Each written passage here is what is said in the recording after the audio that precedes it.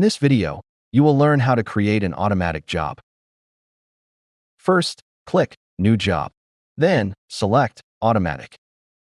The automatic job settings will appear on the screen.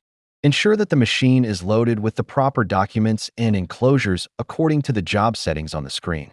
Once you have checked the machine is loaded, click 1x to run a test mail set.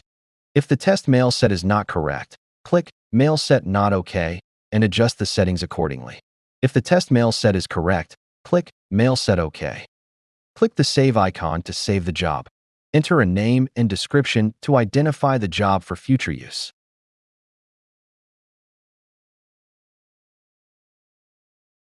Click OK to save the job to the Jobs library. You have now created an automatic job and saved it to the Jobs library to use again at a future date. Now you may run the job.